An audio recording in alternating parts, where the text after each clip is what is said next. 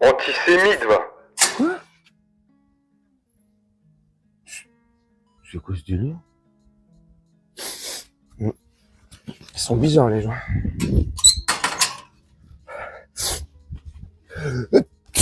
Antisémite, va.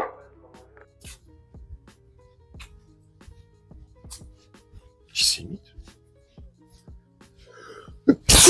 Antisémite, va. Eh, mais ça va pas, non? Non, mais oh, antisémites. Ils sont pas bien, hein. Mes chers amis, merci. Merci d'être si nombreux présents aujourd'hui à la présentation du nouveau parti politique, votre parti politique, LFA, la France antisémite, la France de vos valeurs, la France qui vous représentera. Moi et tous les dirigeants que vous élirez vous représenteront, corps et âme, des grandes villes à la campagne. Avec la France antisémite, nous allons aller très très loin. Antisémite, va. Ah bah non. Ah bah non. Quand même. Quand même. Elle est où, Habiba? Oh. Habiba. Elle est où? Elle est où, Habiba? Non, sérieusement, elle est où, là? Gino, c'est qui Habiba? La voix fait pas genre, c'est qui Habiba? Habiba, c'est la petite sœur de Habib Meyer. La meilleure Habiba. Caroline Yadan. Wow! Habiba! Ah, parce que là... Non mais sérieusement, blague à part. Salut tout le monde, j'espère que vous allez bien et que vous portez bien. Caroline Yadan. J'en ai parlé vite fait hier, dans la dernière vidéo que j'ai faite, face à Christophe Barbier, sur la radio, c'est sur la radio Radio J, j'avais dit I24, la chaîne, bref, c'est pareil, c'est le même groupe, où ils sont complètement en roue libre, où ils accusent tout le monde d'antisémitisme, bref. Bah là, elle a eu un petit accrochage hier, sur le même groupe, hein, comme par hasard, sur RMC, non, sur BFM, pardon, avec Charles de Consigny, si je dis pas de... Oui, Charles de Consigny. Ils ont eu un petit accrochage, et Charles de Consigny, je trouve qu'il lui a bien fait fermer son bec. Enfin, elle l'a pas fermé le bec, elle continue. Même quand elle a tort, même quand elle sait qu'elle a tort, elle continue à déblatérer. Et quand tu lui dis, mais madame, vous avez tort, là. Antisémite. Voilà, t'es antisémite. Bref. Donc j'ai kiffé. Hein? Elle est... Bref, je te montre l'extrait. L'extrait, il est long, 3 minutes. On se retrouve. Mais juste après. Dans un instant à Safia, mais juste, j'aimerais qu'on rebondisse parce que vous savez que vous avez la possibilité, téléspectateurs, téléspectatrices, d'interpeller nos invités et nos éditorialistes en plateau via le QR code qui s'affiche.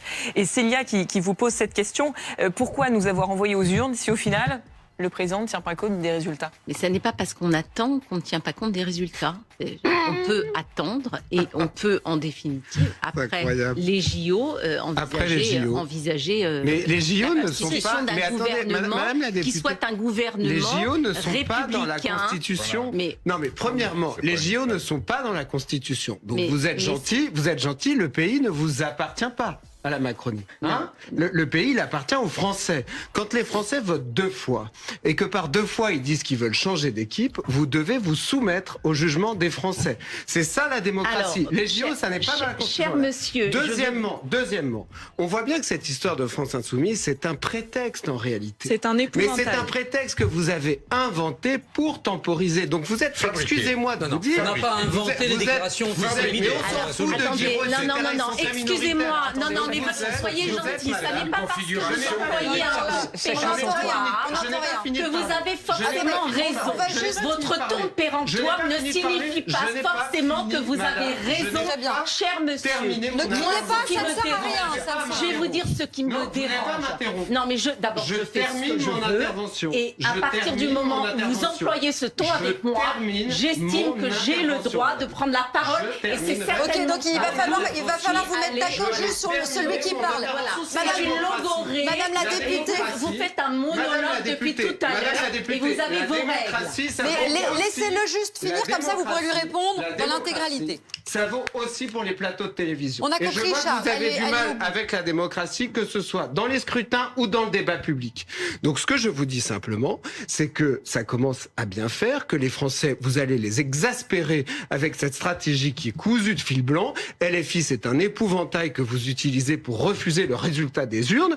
Donc je vous appelle simplement à la responsabilité. Vous devez accepter le résultat des urnes. Ça fait 2 fois que les Français vous demandent de bien vouloir quitter les responsabilités gouvernementales. Alors moi, je vais vous dire, ça n'est pas parce que vous employez ce ton péremptoire que vous avez forcément raison. Pardon. Mais en ce qui me concerne, LFI est le premier parti antisémite de France. Il est Avec un le Rassemblement national qui parle de double allégeance, qui a structuré l'affaire Dreyfus. Mais ça ne va pas ou quoi? pas l'autre. Non, mais c'est super grave ce que vous êtes en train de dire, madame. LFI n'est pas structurellement antisémite, bien qu'on peut être en désaccord avec des déclarations. Madame la députée aller au bout et ensuite vous LFI interviendrez. est le premier parti antisémite de France, je le dis, je le redis, je l'affirme ici. LFI est devenu le porte-parole du Hamas. Extraordinaire. Elle pense que c'est en affirmant un mensonge 1000 fois que ça va devenir une réalité. Enfin, elle pense. Elle crie 1000 fois un mensonge en pensant que ça devient une réalité. Mais à force de crier ces mensonges, le postulat de départ, sa position de départ, elle sait qu'elle raconte que des conneries. Elle sait qu'elle ment pour manipuler les gens. Mais à force de crier son mensonge comme ça et de le répéter, même elle s'est auto-convaincue. Complètement starbée, cette femme. On va laisser passer les JO. Mais il a raison. Charles de Consigny, il a entièrement raison. Mais vous êtes des malades. Le pays vous appartient pas, en fait. J'ai kiffé quand il a dit ça. La France ne vous appartient pas. Elle appartient aux Français. Il a raison ou pas? Il a raison. Il a raison ou il a pas raison? J'ai fait exprès de dire il a raison ou il a pas raison. Dites-moi en commentaire, franchement, il a raison ou pas? Mais bien sûr qu'il a raison. Mais bien sûr que la France leur appartient pas. Mais bien sûr qu'ils sont malades, ces gens-là. Mais dès que tu les attaques sur leurs idées ou sur la réalité, en fait, et des choses qui sont logiques, qui se sont déroulées, c'est pas un mensonge inventé, là. Non, ils bégayent, commencent à crier et à t'insulter d'antisémite. C'est de la France, c'est de la faute de la France insoumise, c'est de la faute de David Guiraud, c'est de la faute de Jean-Luc Mélenchon, c'est la faute de Rima Hassan, Sébastien Delogu, Arnaud Machin, qui tu veux. C'est de la faute du nouveau Front Populaire, qui ont accepté et qui ont fait une coalition avec la France insoumise. Ils ont pactisé avec le diable. Ils sont antisémites. Pardon. C'est incroyable. Et l'autre, dans le plus grand des calmes, alors déjà d'accuser à tort et à travers toute la France insoumise d'antisémite, les gens, vous attendez quoi pour porter plainte systématiquement, en fait? Moi, je serais à votre place, je ferais partie de la France insoumise, je serais un activiste, comme on dit, je sais pas quoi, là, de la France insoumise, je serais attaqué comme ça, mais automatiquement, avec mon avocat, ça serait automatique. La moindre attaque publique comme ça, plainte directe. C'est automatique, en fait. Automatique, jusqu'à ce qu'ils ferment leur gueule. C'est incroyable. Bref, elle attaque tout le monde d'antisémite, elle crie sur tout le monde, elle laisse personne parler. Dès que Charles de Consigny a commencé à lui dire et à lui donner des arguments, l'autre, elle commence à hurler et à affirmer des choses qui sont pas vraies, donc à répéter 1000 fois un mensonge pour qu'il en devienne une réalité, une vérité. C'est plus possible à un moment donné. La meuf est pire que son grand frère. Ouais, parce que je sais pas si tu sais, c'est la petite sœur de notre meilleur, le meilleur, là, Habib. Elle, c'est Caroline Habiba Yadan. Tu vois? Oh purée. C'est notre meilleure Caroline Habiba Yadan. Franchement, elle va faire, je pense, plus fort que son prédécesseur. Est-ce qu'on va à être, pardon, je m'en mêle les mots, les pinceaux, oui, les mots, on s'en fout. Est-ce qu'on va regretter notre meilleur, là? Est-ce qu'on va finir par le regretter? Est-ce qu'elle va nous le faire regretter? Non, mais je rigole, là, c'est ironique. Bien sûr qu'on le regrettera pas. Lui, tout ce qui...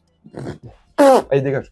Mais à mon avis, elle, là, avec le meilleur, on était en Ligue des Champions, avec elle, on sera champion du monde. Ouf! De la connerie, de ce que tu veux. Des accusations en tout genre. Bref. J'ai kiffé aussi quand Charles de Consigny lui a dit, Madame Yadan, la démocratie, vous avez du mal avec la démocratie, hein, ça vous titille, ça, hein, la démocratie, hein, au peuple, ça vous dérange, hein, parce que vous aimez bien manipuler.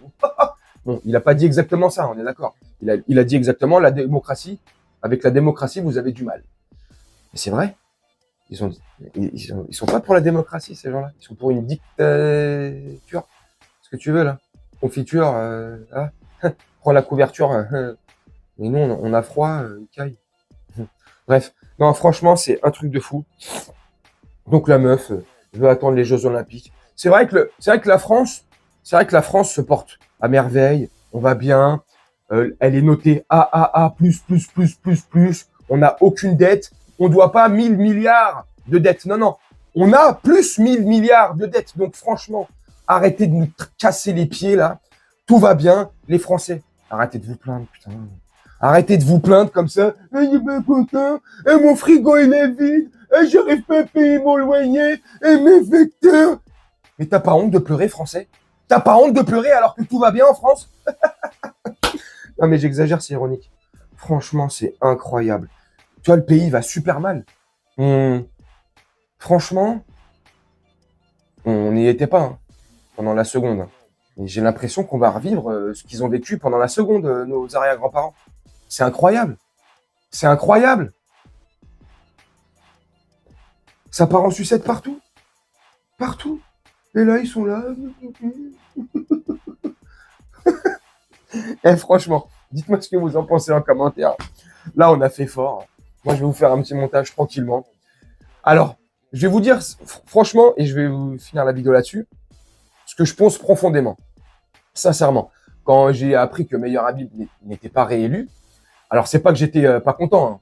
Bien sûr, j'étais content, mais il y a un petit truc en moi je dis, purée, quand même, avec qui je vais m'amuser, enfin, tu vois, qui va faire des envolées lyriques comme ça, ou ces concerts à l'Assemblée nationale, ou dans la salle des 4 colonnes, juste devant l'hémicycle, tu vois, qui c'est qui va nous faire des clashs comme ça avec Guiraud, ou tu sais, qui va sortir, tu sais, je me suis dit, bah, ça me fait un sujet en moins, tu vois. Bah non. Ah bah, mais, oh, tu vois, regardez, alhamdoulilah. Comme quoi Dieu existe, oh merci Seigneur. Oh, ils nous ont donné pire.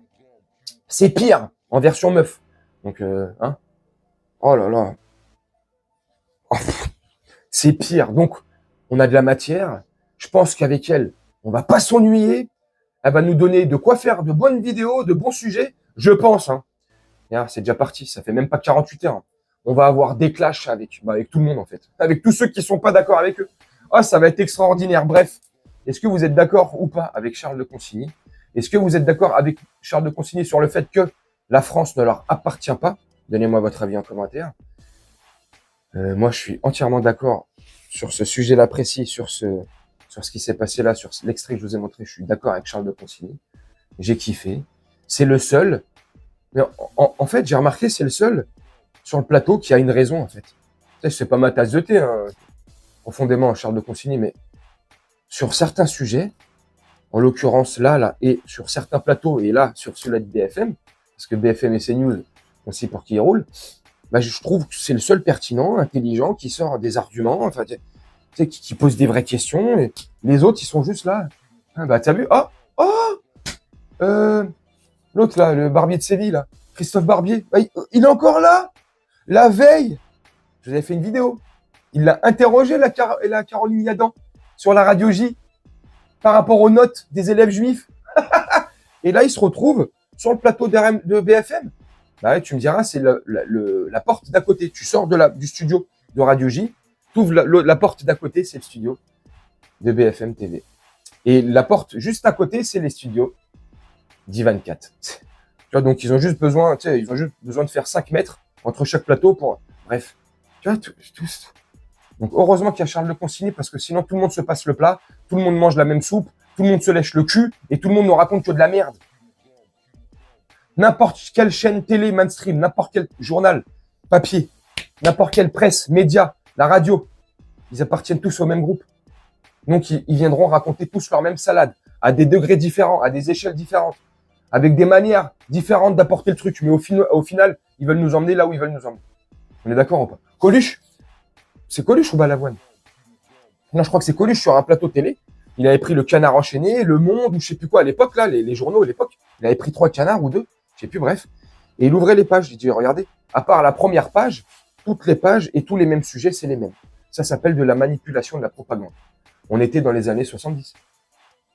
Imaginez aujourd'hui, avec Internet, les réseaux sociaux et tout ce qui s'ensuit. Kunti kunti, là, je sais pas quoi, ce que je dis souvent. Là. C'est un truc de fou. Bref, dites-moi en commentaire ce que vous en pensez. Moi, je vais vous laisser là-dessus, faire un petit montage tranquillement et puis on se retrouve bientôt pour une prochaine vidéo. Je vous souhaite une très bonne journée, une très bonne soirée, une très bonne nuit. Ciao.